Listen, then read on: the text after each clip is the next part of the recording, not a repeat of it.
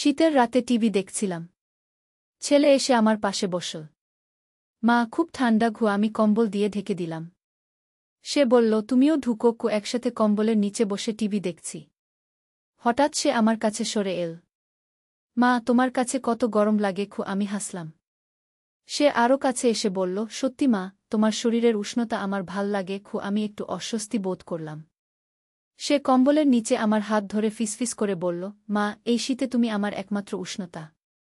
আমি তোমাকে ভালোবাসি, আমার স্ত্রী হয়ে সারা জীবন উষ্ণ রাখো।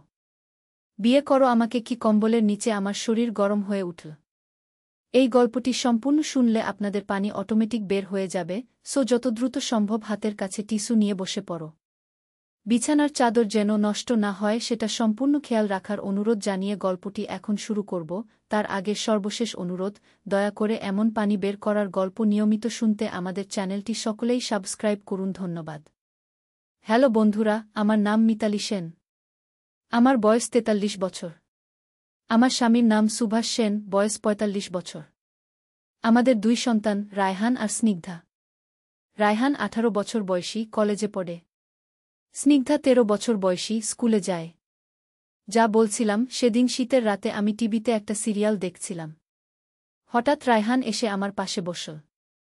বলল, মা, আজ খুব ঠান্ডা লাগছে কু, আমি তার জন্য একটা কম্বল এনে দিলাম। সে বলল, তুমিও এসো মা, একসাথে বসি। আমি ভাবলাম, ছেলে তো, একসাথে বসতে দোষ কি। আমিও কম্বলের নিচে গিয়ে বসলাম। টিভিতে তখন একটা রোমান্টিক সিন চলছিল। রায়হান হঠাৎ আমার দিকে সরে এল। মা, তোমার কাছে এত গরম লাগে কেন? আমি হেসে বললাম, আমার শরীরে বেশি তাপ থাকে তাই হয়তো। সে আরও কাছে এসে বলল, সত্যিই মা, তোমার শরীরের উষ্ণতা আমার খুব ভালো লাগে খু, আমার একটু অদ্ভুত লাগল। ছেলে এভাবে কথা বলছে কেন? কিছুক্ষণ পর রায়হান কম্বলের নিচে আমার হাত ধরে খুব আস্তে আস্তে বলল, মা, এই শীতে তুমি আমার একমাত্র উষ্ণতা। আমি তোমাকে খুব ভালোবাসি। তুমি আমার স্ত্রী হয়ে সারা জীবন আমাকে উষ্ণ রাখো। আমাকে বিয়ে করো মা। আমার মাথায় যেন বাজ পড়ল। ছেলে কি বলছে? আমি তো তার মা। এ কি ধরনের কথা? আমার শরীর কাঁপতে শুরু করল। কম্বলের নিচে আমার শরীর গরম হয়ে উঠেছিল, কিন্তু এবার সেটা ভয়ে। রায়হান, তুমি কি বলছ? আমি তো তোমার মা, আমি একটু রেগে গিয়ে বললাম। রায়হান হাসতে শুরু করল। মা, তুমি রাগ করো না। আমি তো শুধু একটা কথা বলছিলাম। কি কথা? আমি জিজ্ঞেস করলাম। আসলে মা, আমি এই শীতে তোমার কাছেই সবচেয়ে বেশি উষ্ণতা পাই। কিন্তু যে বিষয়টা বলতে চাইছিলাম সেটা হলো রায়হান একটু থেমে বলল, আমি একটা মেয়েকে ভালোবাসি। তার নাম সায়রা। আমি তাকে বিয়ে করতে চাই। কিন্তু বাবা মাকে বলার সাহস পাচ্ছি না।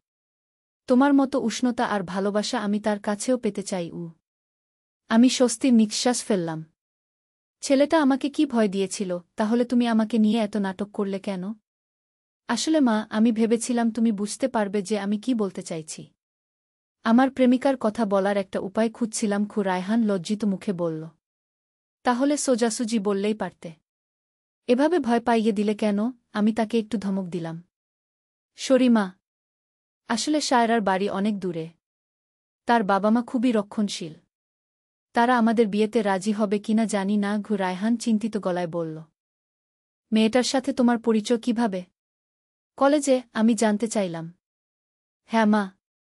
সায়রা আমার সাথেই কলেজে পড়ে। খুবই ভালো মেয়ে। পড়াশোনায় অনেক ভালো। তার বাবা একজন সরকারি অফিসার। মা একজন স্কুল টিচার। আমি ভাবলাম, এত ভালো পরিবারের মেয়ে হলে তো সমস্যা নেই। কিন্তু রায়হান এত চিন্তিত কেন? তাহলে সমস্যা কোথায়? আমি জিজ্ঞেস করলাম। আসলে মা, সায়রার বাবা মা চান সে আরও পড়াশোনা করুক। মাস্টার্স করার পর চাকরি করুক। তারপর বিয়ে। কিন্তু আমি এখনই তাকে বিয়ে করতে চাই। কেন? তাড়াহুড়ো কেন? আমি প্রশ্ন করলাম। রায়হান একটু ইতস্তত করে বলল, আসলে মা, আমাদের মধ্যে অনেক ভালোবাসা। আমি ভয় পাই যে সময় গেলে হয়তো পরিস্থিতি পাল্টে যেতে পারে। তাছাড়া সায়রার অনেক ছেলে পিছনে লেগে থাকে। আমি বুঝলাম ছেলে ঈর্ষান্বিত। রায়হান, ভালোবাসা থাকলে সময় আর দূরত্ব কোনো বাধা নয়। তুমি যদি সত্যিই সায়রাকে ভালোবাসো, তাহলে তার ভবিষ্যতের কথাও ভাবতে হবে। মেয়েটা পড়াশোনা করতে চায়, তাকে সুযোগ দাও। কিন্তু মা। রায়হান বলতে যাচ্ছিল। কিন্তু কিছু নেই। তুমি নিজেও তো এখনো কলেজে পড়ছ। গ্র্যাজুয়েশন শেষ করো। একটা ভালো চাকরি করো। তারপর বিয়ের কথা ভাবো গো। আমি তাকে বোঝানোর চেষ্টা করলাম। রায়হান মুখ নিচু করে বসে রইল। আমি বুঝলাম সে মন খারাপ করেছে। শোনো রায়হান, আমি তোমার বিরোধিতা করছি না। শুধু বলছি যে সব কিছুর একটা সময় আছে। তুমি এবং শায়রা দুজনেই এখনো অনেক ছোট। জীবনে স্থির হওয়ার আগে বিয়ের সিদ্ধান্ত নেওয়া ঠিক হবে না আগে। আচ্ছা মা, তুমি বাবার সাথে এ বিষয়ে কথা বলবে? রায়হান আশা নিয়ে জিজ্ঞেস করল। অবশ্যই। তবে তার আগে আমি শায়রাকে দেখতে চাই। তাকে একদিন বাড়িতে নিয়ে এসো কু, আমি বললাম। রায়হানের মুখে হাসি ফুটে উঠল। সত্যিই মা? তুমি শায়রাকে দেখতে চাও? হ্যাঁ। আমার ভবিষ্যৎ পুত্রবধূকে তো দেখতেই হবে কু, আমি হেসে বললাম। রায়হান আনন্দে লাফিয়ে উঠল। ধন্যবাদ মা। তুমি সত্যিই অনেক ভালো। সে আমাকে জড়িয়ে ধরল। পরদিন সন্ধ্যায় রায়হান শায়রাকে নিয়ে এল। মেয়েটা দেখতে খুবই সুন্দর। ভদ্র, শান্ত স্বভাবের। কথা বলার ধরনও খুব মার্জিত। আন্টি, আমি রায়হানের অনেক কথা শুনেছি। আপনার সাথে দেখা করার জন্য অনেক দিন থেকে অপেক্ষা করছিলাম। কি শায়রা আমাকে প্রণাম করে বলল। আমিও তোমার কথা শুনেছি মা। বসো, আরাম করো খু, আমি তাকে বসতে দিলাম। আমরা অনেকক্ষণ কথা বললাম। মেয়েটার স্বপ্ন, পড়াশোনার পরিকল্পনা, ভবিষ্যতের আকাঙ্ক্ষা নিয়ে। আমি বুঝলাম মেয়েটা সত্যিই গুণী। শায়রা, তুমি কি মনে করো? বিয়ের ব্যাপারে তোমার মতামত কি? আমি সরাসরি প্রশ্ন করলাম। শায়রা একটু লজ্জা পেয়ে বলল, আন্টি, আমি রায়হানকে অনেক ভালোবাসি। কিন্তু আমার বাবা মা চান আমি আরও পড়াশোনা করি। আমিও চাই। তারপর চাকরি করি। একটু স্বাবলম্বী হই। তারপর বিয়ের কথা ভাবি। খুবই ভালো কথা। মেয়েদের স্বাবলম্বী হওয়া প্রয়োজন খু, আমি শায়রার কথায় খুশি হলাম। রায়হান একটু মুখ গোমড়া করল। কিন্তু এতদিন অপেক্ষা করা অপেক্ষা করতে পারলেই ভালোবাসার প্রমাণ কু, আমি রায়হানকে বললাম। শায়রা রায়হানের হাত ধরে বলল, রায়হান, আমি তোমাকে ভালোবাসি বলেই চাই আমরা দুজনেই প্রস্তুত হয়ে বিয়ে করি। তাড়াহুড়ো করে বিয়ে করলে হয়তো পরে অনেক সমস্যা হতে পারে গি। রায়হান বুঝতে পারল। আচ্ছা, তাহলে আমরা অপেক্ষা করব। কিন্তু মা, তুমি বাবার সাথে কথা বলে দেখো তো। সেদিন রাতে আমি স্বামী সুভাষের সাথে কথা বললাম। সব কিছু খুলে বললাম। সুভাষ বলল, মেয়েটাকে তো ভাল লেগেছে। কিন্তু রায়হান এখনো অনেক ছোট। তার পড়াশোনা শেষ করতে দাও। চাকরি-বাকরি করতে দাও। তারপর দেখা যাবে। আমিও তাই ভাবছি। কিন্তু ছেলেটা খুব তাড়াহুড়োর মধ্যে আছে কু, আমি বললাম। তাড়াহুড়ো ভালো না। ভালোবাসা থাকলে অপেক্ষা করতে পারবে কি, সুভাষ বলল। পরদিন আমি রায়হানকে আমাদের সিদ্ধান্তের কথা জানালাম। প্রথমে সে একটু মন খারাপ করল। কিন্তু পরে বুঝতে পারল যে এটাই ভালো। এভাবে কয়েক মাস কেটে গেল। রায়হান আর শায়রা দুজনেই পড়াশোনায় মনোযোগ দিল। তাদের ভালোবাসা আরও দৃঢ় হল। কিন্তু একদিন এক অদ্ভুত ঘটনা ঘটল। শায়রা খুব চিন্তিত হয়ে আমার কাছে এল। আন্টি, আমার একটা সমস্যা হয়েছে কি, শায়রা চিন্তিত গলায় বলল। কি সমস্যা বলো তো কু, আমি জানতে চাইলাম। আসলে আমার বাবা মাকে আমাদের সম্পর্কের কথা জানান গেছে। তারা খুবই রেগে গেছেন।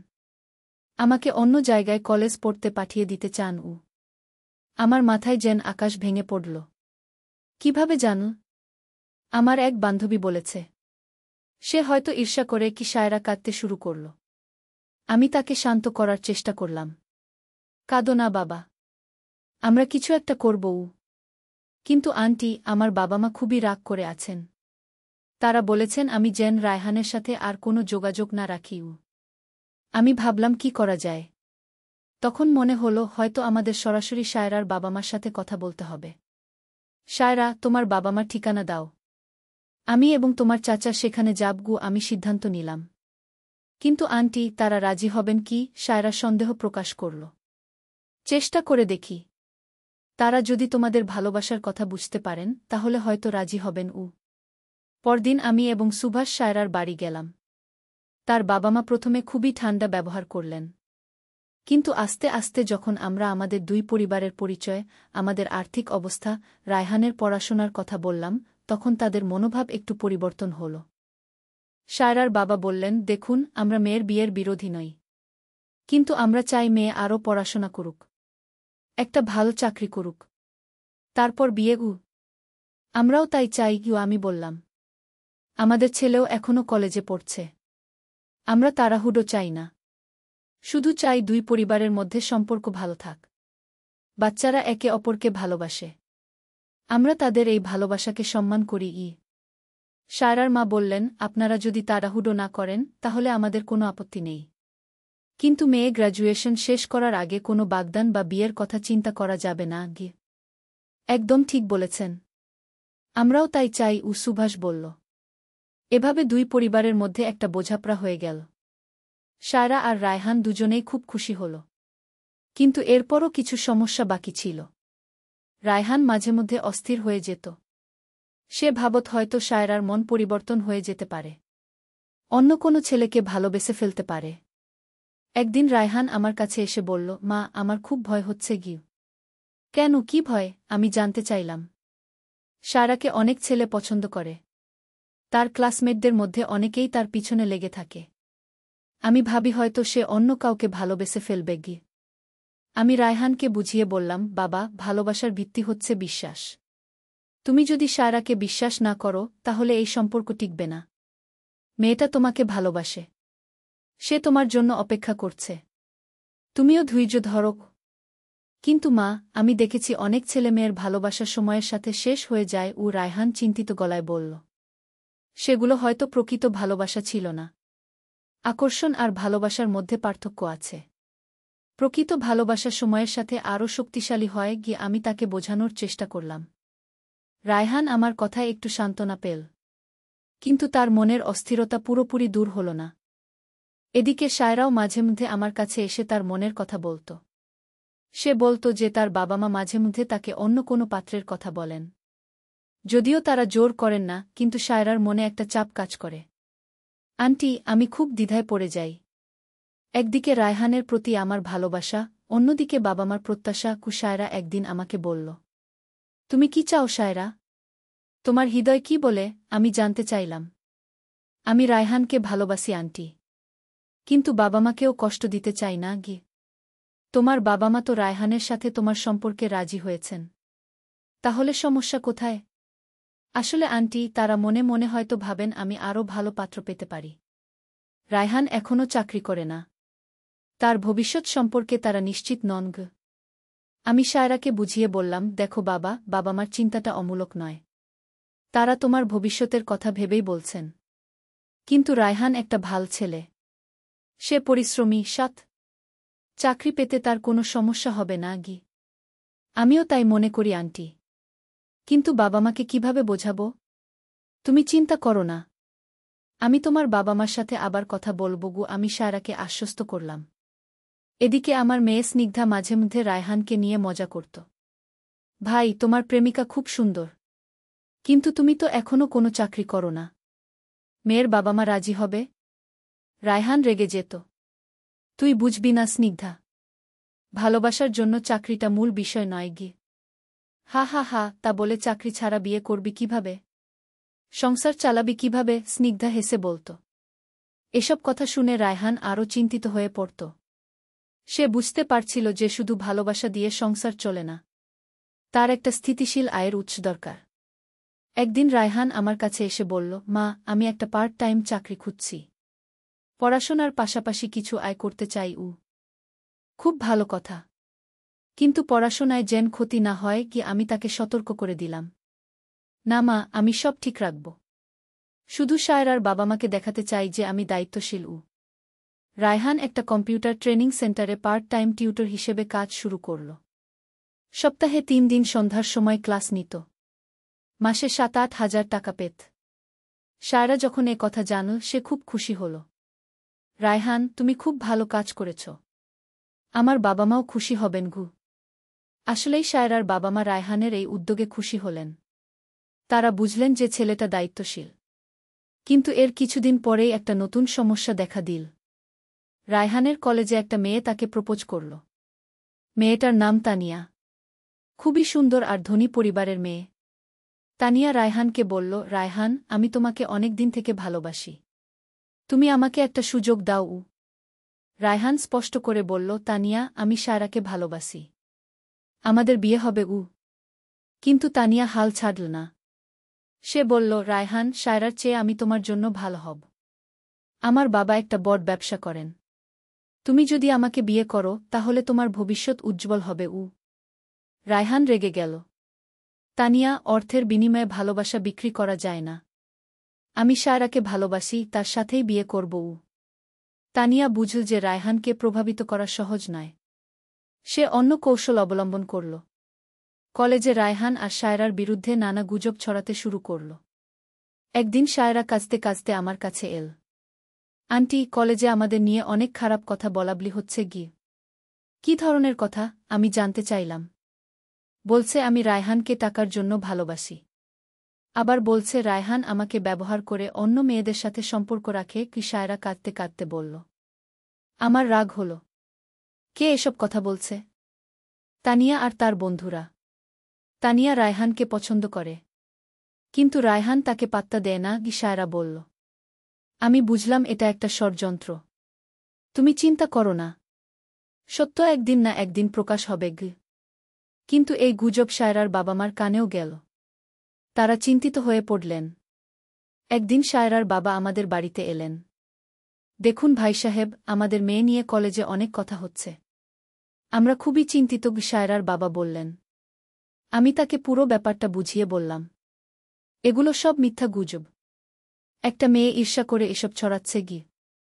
কিন্তু এত গুজব শুনে আমাদের পরিবারের সম্মান নষ্ট হচ্ছে। তিনি বললেন। আমি বুঝতে পারছি আপনার অবস্থা, কিন্তু এসব গুজবের কারণে যদি আমরা হার মেনে নিই তাহলে তো অন্যায়কারীরাই জিতে যাবে। আমি বললাম। সায়রার বাবা ভেবেচিন্তে বললেন, তাহলে আমরা কি করব? আমার মনে হয় আমাদের সোজাসুজি কলেজের অধ্যক্ষের সাথে কথা বলা উচিত। এই গুজব বন্ধ করার ব্যবস্থা করতে হবে। আমি প্রস্তাব দিলাম। পরদিন আমি, সুভাষ আর সায়রার বাবা-মা মিলে কলেজে গেলাম। অধ্যক্ষের সাথে কথা বললাম। তিনি আমাদের অভিযোগ শুনে খুবই রাগ হলেন। এ ধরনের গুজব আমাদের কলেজের পরিবেশ নষ্ট করে। আমি এর তদন্ত করব। অধ্যক্ষ বললেন। তদন্তের পর প্রমাণ হল যে তানিয়াই এসব গুজব ছড়িয়েছে। অধ্যক্ষ তানিয়াকে সতর্ক করে দিলেন। এমনকি তার বিরুদ্ধে শাস্তিমূলক ব্যবস্থা নেওয়ার হুমকিও দিলেন। এরপর থেকে তানিয়া চুপ হয়ে গেল। কলেজে আর কোনো গুজব শোনা গেল না। রায়হান আর সায়রার সম্পর্ক আরও দৃঢ় হল। তারা বুঝল যে একসাথে যে কোনো সমস্যার মোকাবিলা করতে পারে। এভাবে আরও কয়েক মাস কেটে গেল। রায়হানের গ্র্যাজুয়েশন শেষ হয়ে গেল। সে একটা ভালো চাকরির জন্য চেষ্টা করতে শুরু করল। তখন আমাদের পরিবারে আরেকটা ঘটনা ঘটল। আমার মেয়ে স্নিগ্ধা হঠাৎ অসুস্থ হয়ে পড়ল। প্রথমে মনে হল সাধারণ জ্বর, কিন্তু কয়েকদিন পর দেখা গেল তার শরীরে অদ্ভুত দাগ বের হচ্ছে। ডাক্তার দেখানোর পর জানা গেল স্নিগ্ধার একটা বিরল চর্মরোগ হয়েছে। চিকিৎসা করাতে অনেক টাকা লাগবে। আমরা খুবই চিন্তিত হয়ে পড়লাম। আমার স্বামীর আয় দিয়ে এত বড় চিকিৎসা খরচ মেটানো সম্ভব নয়। রায়হান তখন বলল, মা, আমি আরও বেশি কাজ করব। আমার পার্ট টাইম চাকরির পাশাপাশি আরও কিছু করব। না বাবা, তোমার পড়াশোনার ক্ষতি হবে। আমি তাকে মানা করলাম। মা, স্নিগ্ধার চিকিৎসা সবচেয়ে জরুরি। আমি একটা ফুল টাইম চাকরি নিয়ে নেব। রায়হান দৃঢ় গলায় বলল। রায়হান একটা সফটওয়্যার কোম্পানিতে জুনিয়র প্রোগ্রামার হিসেবে চাকরি নিল। মাসে 15,000 টাকা বেতন। সে তার সব বেতনই আমার হাতে দিয়ে দিত স্নিগ্ধার চিকিৎসার জন্য। সায়রা যখন এ কথা জানল সে খুব মুগ্ধ হল। রায়হান, তুমি কত ভালো। তোমার পরিবারের জন্য এত ত্যাগ করছ। পরিবার তো সবার আগে। রায়হান সহজভাবে বলল। সায়রার বাবা-মাও রায়হানের এই উদারতায় মুগ্ধ হলেন। তারা বুঝলেন যে ছেলেটা সত্যিকারের দায়িত্বশীল। স্নিগ্ধার চিকিৎসা চলতে লাগল। প্রায় 6 মাস লেগেছিল তাকে সম্পূর্ণ সুস্থ করতে। রায়হানের আয়ের একটা বড় অংশ স্নিগ্ধার চিকিৎসায় খরচ হয়েছিল। এই সময়ে সায়রাও রায়হানকে সাহায্য করার চেষ্টা করেছিল। সে তার বাবা-মার কাছ থেকে কিছু টাকা চেয়ে নিয়ে স্নিগ্ধার চিকিৎসায় দিয়েছিল। সায়রা, তুমি কেন এত কষ্ট করছো আমাদের জন্য? আমি তাকে জিজ্ঞেস করলাম। আন্টি, রায়হানের পরিবার মানে আমার পরিবার। আমরা তো একসাথে সুখ দুঃখ ভাগ করে নেব। সায়রা মধুর গলায় বলল। আমার চোখে পানি এসে গেল। এমন পুত্রবধূ পেলে কোনো মা না খুশি হবে? স্নিগ্ধা সুস্থ হওয়ার পর আমাদের পরিবারে আবার আনন্দ ফিরে এল। রায়হানও স্বস্তি পেল। কিন্তু তখন আরেকটা সমস্যা দেখা দিল। সায়রার বাবা রায়হানের কাছে এসে বললেন, ছেলে, তুমি চাকরি করছো ভালো কথা, কিন্তু সায়রার গ্র্যাজুয়েশন এখনও 1 বছর বাকি। তুমি কি এতদিন অপেক্ষা করতে পারবে? রায়হান একটু চিন্তিত হল। কেন চাচা, কোনো সমস্যা হয়েছে?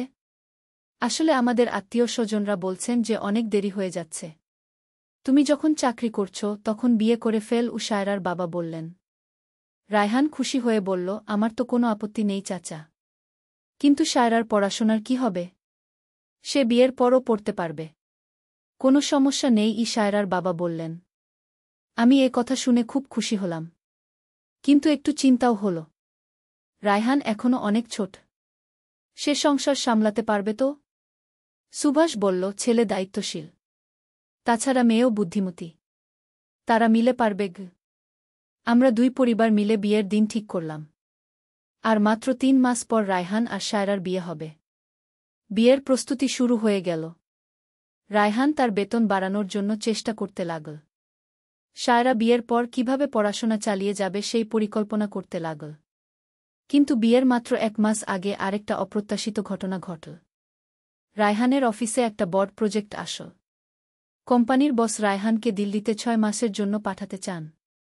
যদি তুমি এই প্রজেক্টটা সফল করতে পারো, তাহলে তোমার বেতন দ্বিগুণ হয়ে যাবে। ভবিষ্যতে প্রমোশনও পাবে, বস রায়হানকে বললেন। রায়হান খুবই দ্বিধায় পড়ে গেল। একদিকে ক্যারিয়ারের বিরাট সুযোগ, অন্যদিকে বিয়ের পরিকল্পনা। সে আমার কাছে এসে সব বলল। মা, আমি কি করব? এত বড় সুযোগ হাতছাড়া করা ঠিক হবে? নাকি বিয়েটা আগে সেরে নেব? আমি ভাবলাম। তারপর বললাম, তুমি সায়রার সাথে কথা বলো। তার মতামত নাও। সায়রা যখন কথাটা শুনল, সে একটুও না ভেবে বলল, রায়হান, তুমি দিল্লি যাও। এত বড় সুযোগ হাতছাড়া করা উচিত নয়। কিন্তু আমাদের বিয়ে? রায়হান জিজ্ঞেস করল। বিয়ে পরেও হতে পারে, কিন্তু ক্যারিয়ারের এই সুযোগ বারবার আসে না, সায়রা বুদ্ধিমতীর মতো বলল। এভাবে সিদ্ধান্ত নেওয়া হলো যে বিয়েটা 6 মাস পিছিয়ে দেওয়া হবে। রায়হান দিল্লি যাবে।